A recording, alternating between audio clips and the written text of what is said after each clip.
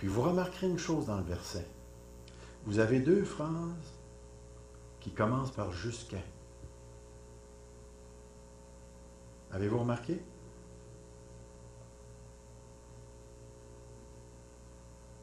Jusqu'à. La première phrase, en vérité, la phrase principale, là,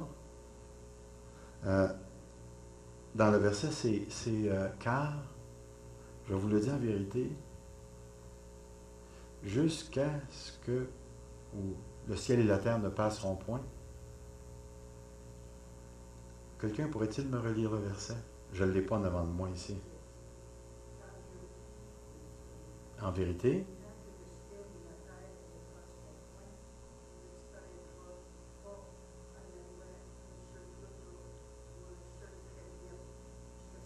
OK.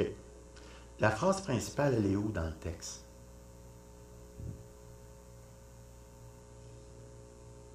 Non, ça c'est deux phrases compléments. Les deux jusqu'à, c'est des phrases compléments. Qu'est-ce qui n'est pas dans le jusqu'à?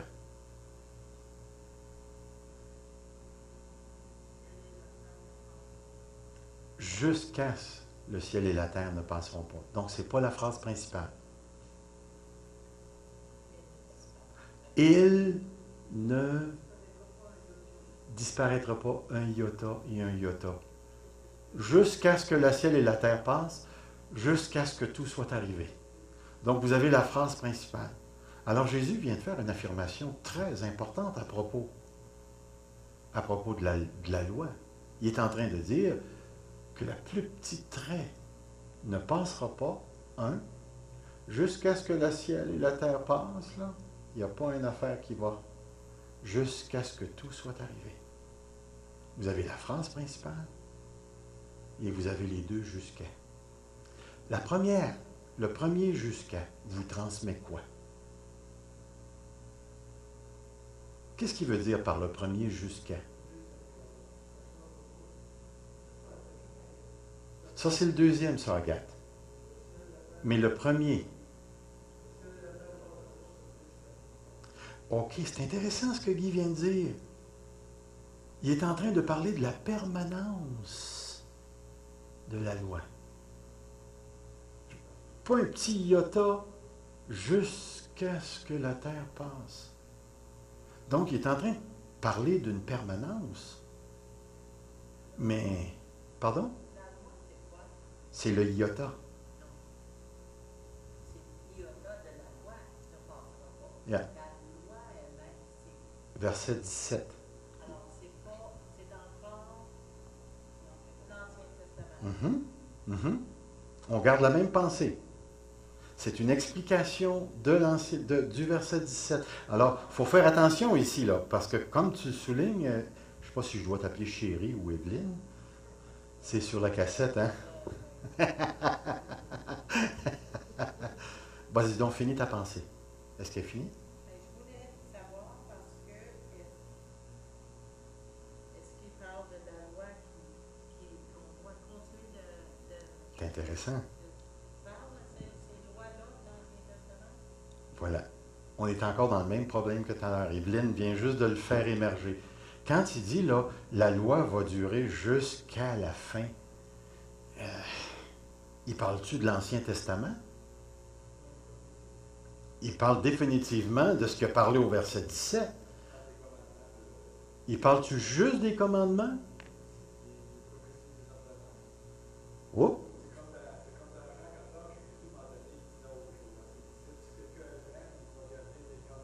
OK.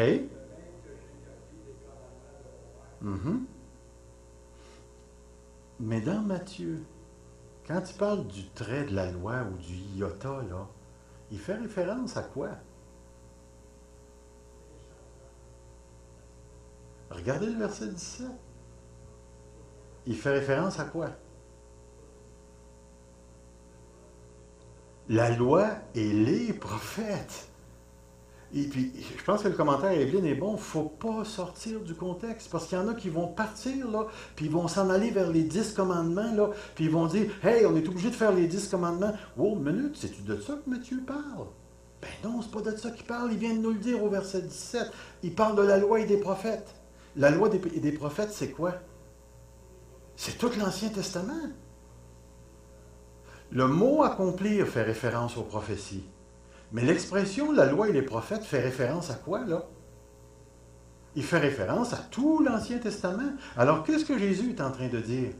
Il est en train de dire qu'il n'y a pas un seul petit trait de la loi et des prophètes dans l'Ancien Testament qui va passer tant que la terre va exister, puis le ciel.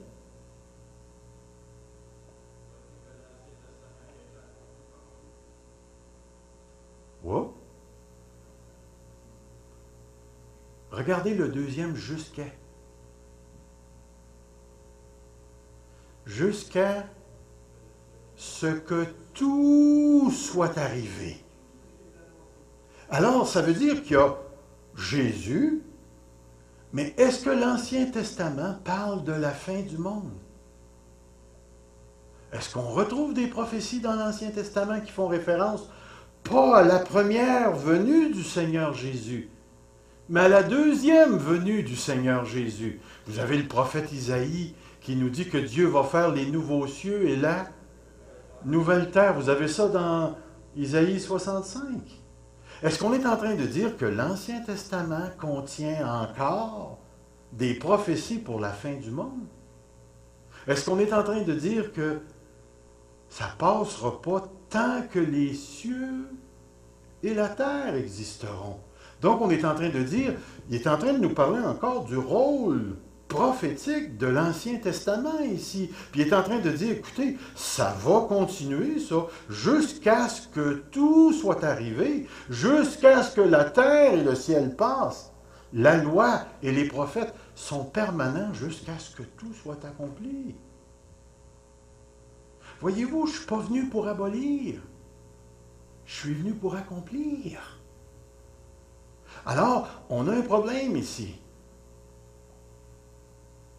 Parce que si on dit qu'il y a encore des choses à réaliser, est-ce qu'on est en train de dire qu'on est obligé de suivre l'Ancien Testament, d'emmener un mouton, puis de tuer ce mouton-là, ramasser le sang, apporter ça à un autel?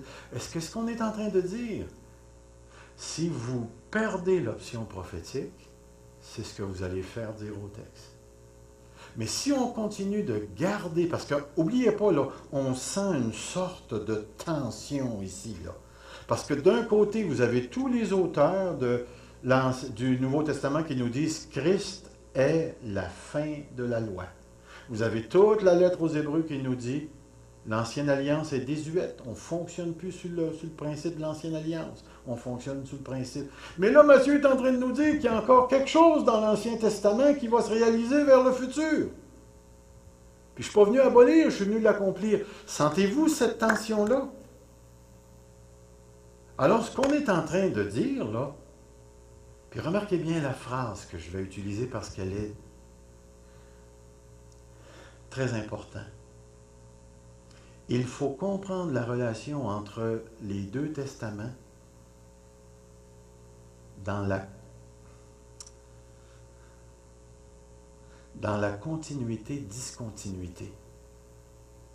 Il y a quelque chose de l'Ancien Testament qui se continue, puis il y a quelque chose qui a arrêté, qui est discontinu. Mais il y a une relation entre les deux testaments. Et les deux testaments, il n'y a plus de prêtre aujourd'hui. Pourquoi? Parce que Jésus l'a réalisé. Mais il y a encore des prophéties qui vont s'appliquer à la fin des temps. D'ailleurs, quand vous allez suivre un cours eschatologique, qu'est-ce que les gens font la plupart du temps? Ils tournent la Bible dans l'Ancien Testament, puis ils regardent Zacharie, ils regardent Isaïe, ils regardent... Mais vous allez dans la lettre aux Galates qui nous dit la loi donnée par Moïse, spécifiquement, est un pédagogue, puis aujourd'hui, on a la réalité en Christ. Il y a quelque chose de l'Ancien Testament qui ne se continue pas. Mais il y a quelque chose de l'Ancien Testament qui se continue jusqu'à ce que la terre passe. Et le gros débat, c'est de trouver ce qui se continue puis ce qui ne se continue pas. Nous autres, on n'est pas des sabbatistes. On ne pratique pas le sabbat dans le sens des sabbatistes, où eux autres prennent le samedi, puis ainsi de suite. Nous, on croit, en tout cas, je ne sais pas si vous croyez ça, mais moi je le crois, qu'on n'a plus besoin de se soumettre au sabbat de l'Ancien Testament. Qu'à cause de la lettre aux Hébreux qui nous indique qu'on est entré dans le repos, on est entré dans le sabbat. C'est fait. Le sabbat représentait le salut. Comme cette loi-là, le sabbat pointait vers quelque chose. Et on est entré dedans. Maintenant, si tu veux pratiquer le sabbat, c'est ton problème. Il va falloir que tu commences à te débattre. Est-ce que passer la tondeuse, c'est du travail? Pour certaines personnes, c'est de la détente. Je ne les comprends pas, eux autres, là, mais c'est une détente. Alors, voyez-vous, c'est tout le gros débat. Et ce que Matthieu est en train de faire, c'est de contribuer à nous mettre du trouble. Comment on va comprendre? Et c'est pour ça que je vous disais, tout repose sur le mot accomplir. Tout repose sur le mot accomplir. La manière dont tu vas interpréter le mot accomplir au verset 17 va te dire quoi faire dans le verset 18. Puis la manière dont moi je comprends ça, là, je vous dis, là, c'est moi qui comprends ça comme ça. J'interprète le texte de Matthieu 17 qui dit Jésus est venu accomplir prophétiquement tout ce que la loi pointait. Tout ce que la loi pointait, Jésus l'a réalisé prophétiquement, ou ça s'aboutissait en Jésus-Christ. Mais n'oubliez pas, l'histoire avec Jésus n'a pas fini à la croix et à la résurrection. Tout au long de l'histoire de l'Église, il y a des choses qui se réalisent, puis Jésus nous a dit qu'il était pour revenir. C'est pas fini avec Jésus. Puis je crois que le verset 18 est en train de nous dire cette continuité, discontinuité. Il y a quelque chose jusqu'à ce que tout soit arrivé. Il n'y a pas un trait de la loi qui va passer tant que tout ça ne sera pas réalisé. Maintenant, si les gens veulent faire dire il n'y a pas un trait de la loi, ça veut dire qu'on est obligé de vivre selon l'Ancien Testament. Mais là, j'ai un gros problème parce qu'il faut que je parle avec Paul, avec Matthieu, avec les Actes des Apôtres. Puis les autres évangélistes aussi. Voyez-vous, le gros problème, là, c'est d'arriver à une interprétation qui harmonise tout l'ensemble de ce qu'on a vu ce soir. Et laissez-moi vous dire, c'est pas facile à maintenir ça. Parce que tu t'en vas dans Paul, Paul est radical. La loi t'introduit au péché. Tu t'en vas dans Hébreu, c'est radical. La loi, c'est fini, ça s'est tout réalisé en Christ. On fait partie maintenant des vraies affaires. Mais il ne faut pas laisser tomber Matthieu, parce que Matthieu nous donne une confirmation que l'Ancien Testament a encore énormément à apporter. Puis même l'apôtre Paul se sert encore de l'Ancien Testament pour donner des exemples. Et tous les exemples dans la lettre aux Hébreux sont tirés de l'Ancien Testament. Alors il y a quelque chose qui se continue de l'Ancien Testament et il y a quelque chose qui ne se continue pas. Continuité, discontinuité entre les deux testaments. Et c'est pour ça qu'on a deux alliances. Vous avez l'ancienne alliance, et là Jésus va aller dire, c'est-à-dire Dieu va dire dans Jérémie, je ferai une nouvelle alliance. Tu as un sacerdoce lévitique, mais la loi te parle d'un sacerdoce selon Melchizedek. Tu arrives dans la lettre aux Hébreux, Jésus fait partie du sacerdoce Melchizedek, qui est plus élevé que le sacerdoce lévitique. Et le sacerdoce lévitique était un modèle, un type du sacerdoce de Jésus. Alors tu compares toutes ces choses-là et tu te rends compte qu'il y a quelque chose. Est-ce que l'Ancien Testament est encore utile? Ouf, on ne peut pas le détacher. On ne peut pas le détacher. Guy, tu avais une question?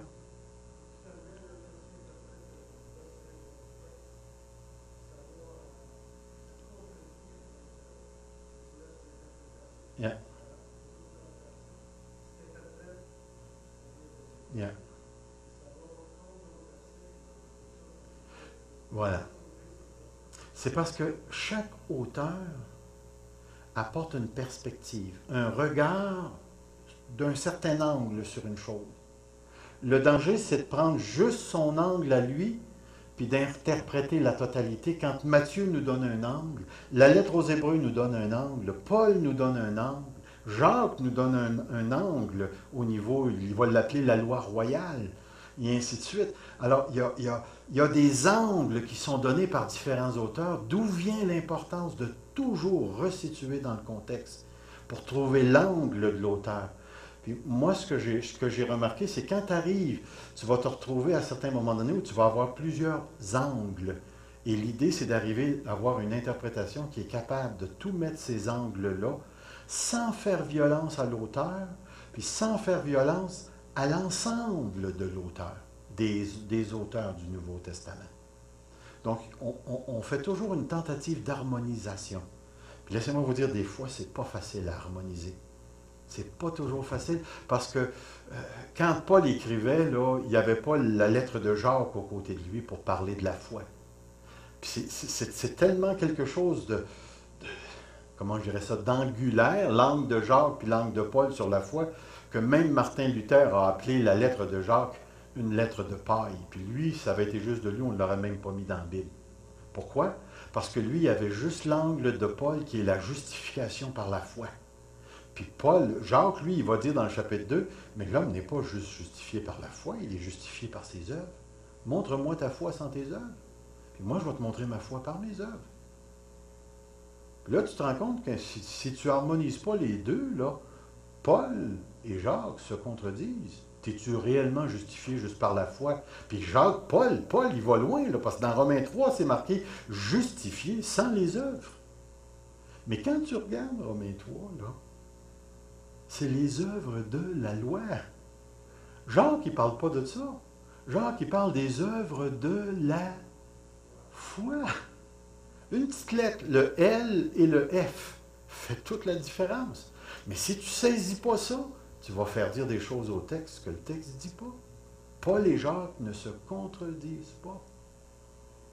Non, ils abordent la justification à partir. Est-ce que c'est vrai qu'un chrétien qui n'a pas d'œuvre est un chrétien?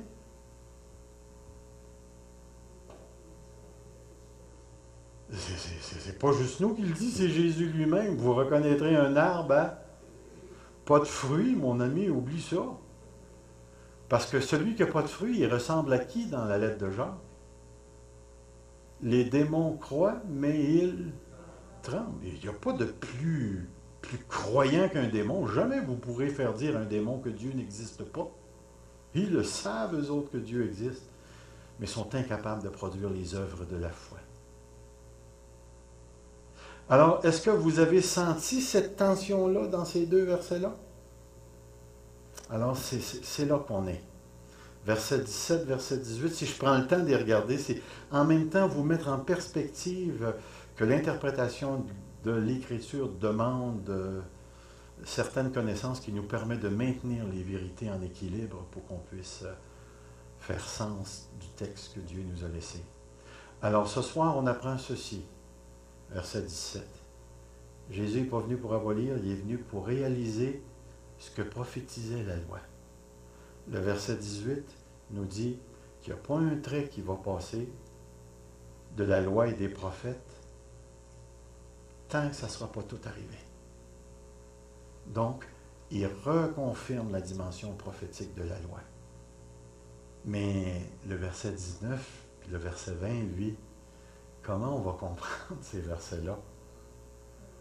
Ça, on va avoir du fun, mais on ne pourra pas avoir le fun tout de suite. Alors, je m'arrête ici. Et puis, la semaine prochaine, jeudi soir prochain, je vais être ici. Le 5, on n'est pas parti, hein? Non, c'est pas le 5. C'est le 9. OK. Alors, jeudi soir prochain, il va y avoir une étude. Puis, je pars le 10 en vacances. À 5 heures le matin. Oh, on va partir de bonne heure. Alors, bonne fin de soirée. Merci beaucoup.